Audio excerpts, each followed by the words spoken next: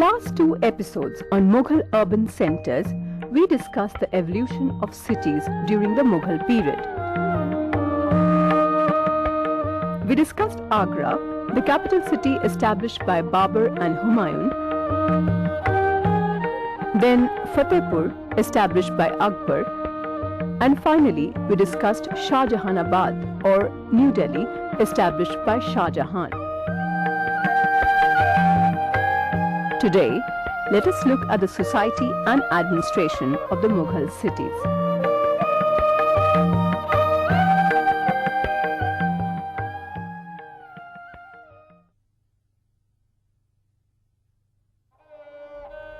The administration of the Mughal period differed from that of the Sultanate period in many respects.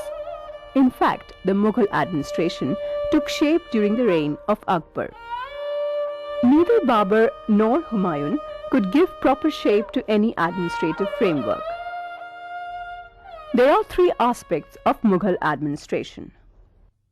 The first is that the Mughals tried to introduce some kind of a uniform system of administration.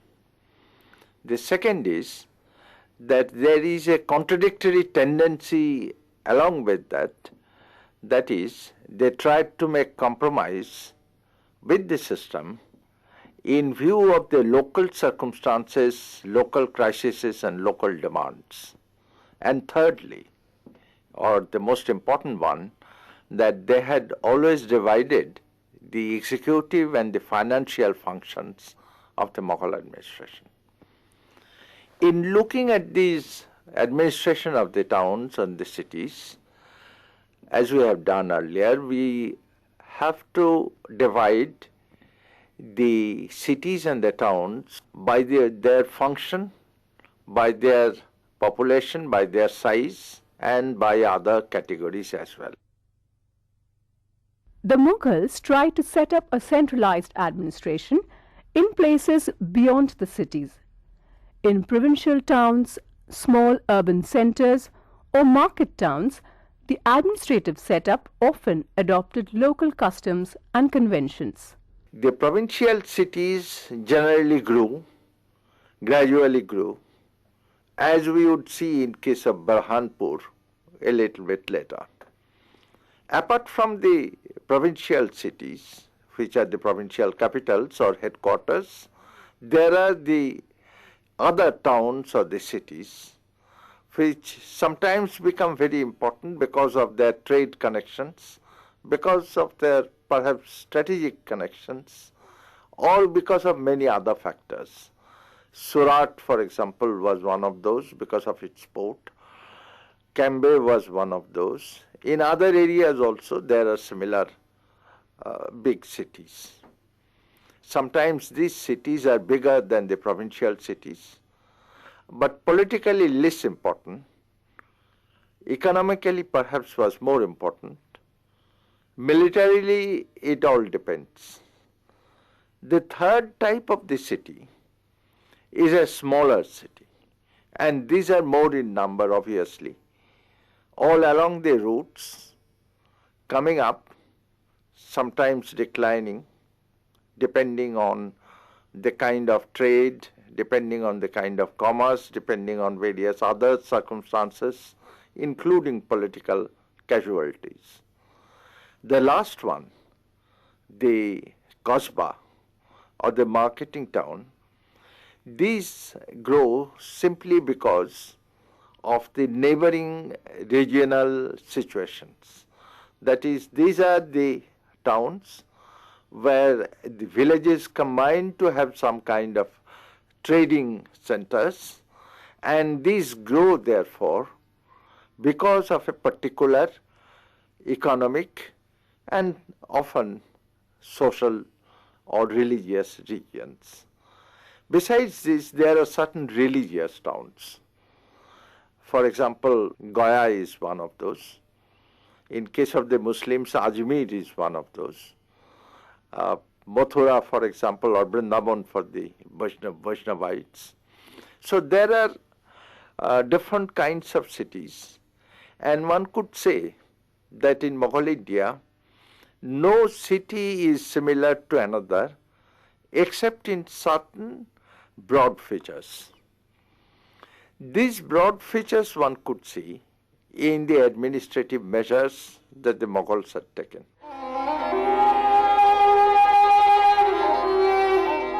Different categories of employees were inducted to run the administration of Mughal urban centers. One of them was the Kotwal. He was at the top of the urban administration. His main responsibility was to maintain law and order. French traveller Thévenot has given a detailed account of the functions of a Kotwal who was in charge of the Surat city administration. In Mughal period, we find that Kotwal becomes the head, often the executive head of towns which are not provincial headquarters. For example, in Surat, we have an excellent description of a mid-17th century French writer, Thévenot, who had given the description of the functions and duties of the Kotwal in detail in Surat. Now this appears to be similar to other Kotwals in other parts of India, in other towns as well. Now with the Kotwal, particularly in certain smaller towns, there was also the religious head, the Qazi. And the Qazi and the Kotwal, they are often not in good terms. We have an excellent example from the Navadvip area where Chaitanya had attacked the Qazi after giving due notice, but the Kotwal did not help him. Apart from the Kotwal and the Qazi, even in smaller towns, there is a kind of a population, one might say religious minded, or one might say educated, who were called Surfa, S-U-R-F-A. And these group of people, they are mostly against the administration and they mostly support the Qazi at the same time. So there is a kind of an internal contradiction even in a very small town in Mughal India. In bigger towns, these contradictions are obviously very, very clear. The historiography of large cities within the Mughal Empire is sparse. However, foreign travellers like Thévenot, Nicolai Manucci, Ralph Fitch and François Barnier have written on the administration of Surat and Cambay, two of the port cities in Mughal era. In case of Surat, the situation is simple. There was one who was called the Nawab, but he is not the provincial Subadar. He is sometimes the executive head. Under him was the administrator of the port called Shah Bandar, who looks after the port. And if there is a fort nearby, which Surat had, there is a Killadar, or the officer in charge of the fort itself. So in case of Surat, we have three principal officers. The Nawab, who is often called in the Mughal document as Mutsuddi. Then the Shah Bandar, looking after the port. And third, the Killadar, in charge of the fort of Surat. These three do not see eye to each other. Shah Bandar is technically under the Devani Suba and partly also under the Mutsuddi or the Nawab. Killadar is independent of both. When Shivaji attacked Surat in 1666, the Killadar did not come forward to help either the people of Surat or the Nawab of Surat. So therefore there is some kind of a contradiction within the official class of the even of the bigger cities like Surat. In case of Cambay, we have two principal officers. One is called the Mutsuddi, the Nawab, and the other is the Shahbandar. But in the documents, we also find another official who has probably come from the reign of Aurangzeb, but who was there in the early Mughal days as well, called Muhtasib. He is a man in charge of the morale of the public. That is, he is the man who looks after the weights and other prices of the market, looks after the walls of the city. Cambay had a very big wall. Looks after the bridges, the roads, etc. He is also to find out whether the people were drinking, whether the drinks were manufactured or not. Only on one particular day, the Hindus were allowed to drink officially. Of course, they could drink otherwise, but it is the duty of the Muhtasib to see that such kind of drinking or gambling is not allowed. It's on the Diwali day that the drinking and the gambling is allowed for the Hindus. All Mughal urban centers had some distinctive features.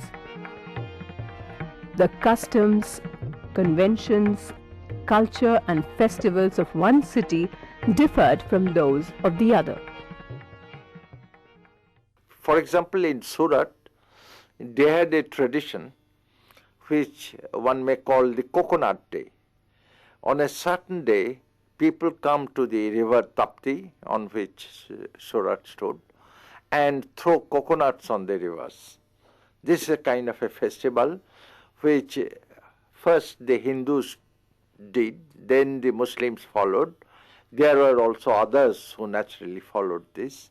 The Nawab used to come and see, watch this. In Murshidabad, we had the same thing, almost the same kind of a festival, which is called the Vela festival. That is a small boats made of wood or of paper.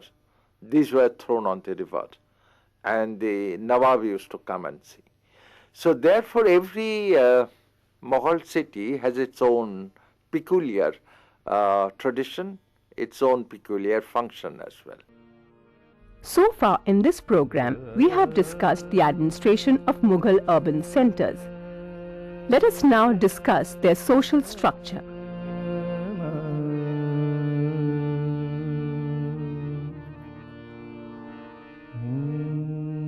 Abul Fazl, Akbar's court historian, composed the famous work Ain-e-Akbari. It gives us an insight into the affairs of the Mughal period, especially the social structure and the revenue system. Every town has some villages attached to it. The revenue of the village, which is given in particular revenue units, these are attached to the town itself. That is, the income of the town depends to a certain extent on the income of the villages or from the income of the villages attached to it. Now, this peculiar feature we do not find in Sultanate period, but it is there in almost all the Mughal towns, and Abul Fazl has described this, giving very specific number of units or revenue units or mahal as they are called in case of each town. Every city in the Mughal era performed a number of economic functions. The nature of these functions depended on the location, area and population of the respective cities. However, not much research has been undertaken on this subject. One could say that there is a direct linkage between the villages attached to it as well as between the hinterland, which is a very large one, to the town itself. In one document given by the British on the history of Cambay, written around 1753, the British official said that the hinterland of Cambay at one point of time extended up to Delhi and Agra. But this has declined nowadays. At that time, the income of the Cambay port was 10 lakh rupees. Now it has only 4 lakh rupees. So therefore, the function, the economy of the town depends to a great extent on the region as well as on the hinterland as well. Now, as a result of this, what happens is that the village sends the products into the town, provisions of food, crafts, etc. These are all taxed and these are then sold inside the city. It is because of this that Professor Irfan Habib has classified the Mughal town as a parasite towns. One cannot accept it wholly because villages are also getting certain things in return. For example, apart from the security that the towns give to the village, apart from that, the villagers get their money back to a certain extent, which are of course taxed again as revenue, money back to a certain extent from the products they sold to the cities.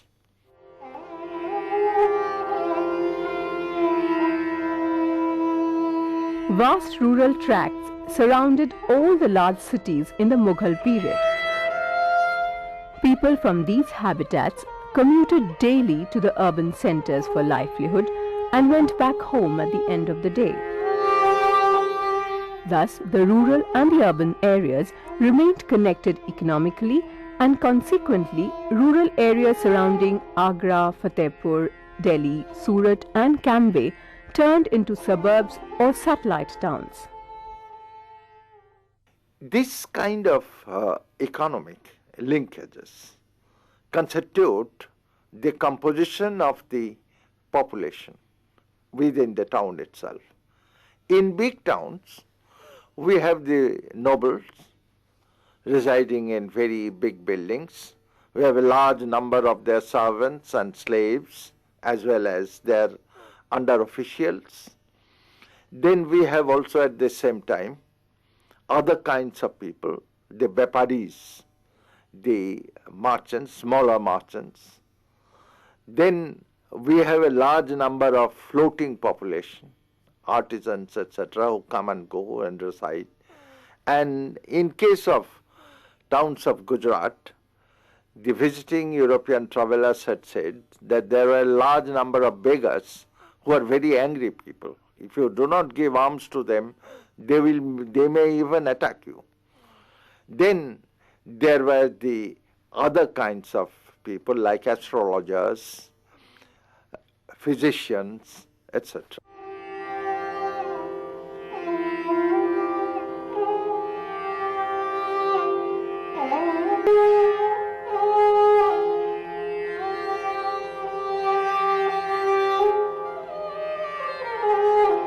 Many foreign travelers have mentioned the port city of Surat in their accounts.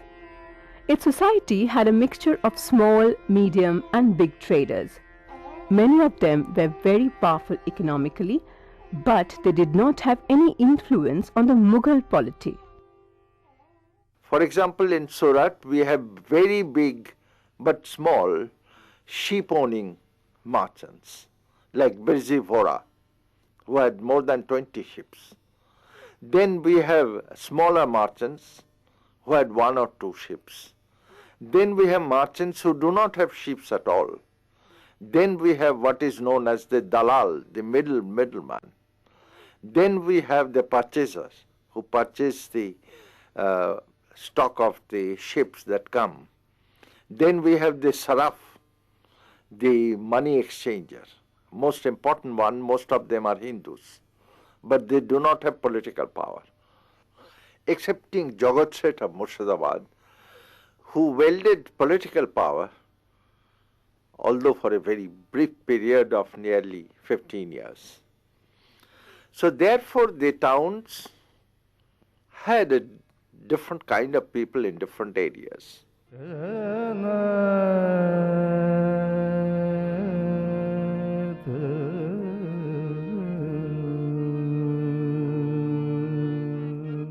absence of reliable data about the ordinary people makes it difficult to form any idea about the quality of life.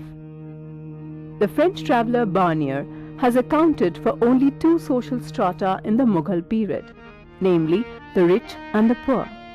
But subsequent research has shown this observation to be erroneous. This statement has been contested, as it has been shown that a large number of middle class people were there, including astrologers, teachers, physicians, smaller officials, smaller bureaucrats, smaller merchants, etc. Another controversy has come, which has been started by Irfan Habib. He said that the decline of the urban areas in Mughal India, particularly from the second half of the 18th century, was mostly due to the British aggression, because it was the English East India Company who engrossed the trade, who took away the livelihood of the artisans, and it is because of this that the towns declined. But this has been contested by a Cambridge professor called C.A. Bailey, who had tried to show that it is true that in the 18th century, second half of the 18th century, many old areas of urban areas had declined. But it is also true at the same time that many new areas, many new urban areas with markets were coming up with different kind of people. So therefore one could not say that the decline was there in all cases and the decline was there only due to the British aggression. Whatever be the case, the fact remains that the study of the urban history is a fascinating one, which unfortunately, as I have said earlier, the Indian historians had not taken up in right earnest. We should not hesitate to term the Mughal period as a golden age of urban culture. Evolution of cities across the country can be attributed to the political stability as well as the establishment of a homogeneous administrative pattern in that era. This contributed to an increase in agricultural production and spread of urbanization. In the 17th century, the Mughal urban centers developed so much that these could be compared favorably with the contemporary European cities. However, they lapsed into degeneration with the advent of alien pre-colonial forces and the resulting political crisis within the empire. But that is a different story altogether.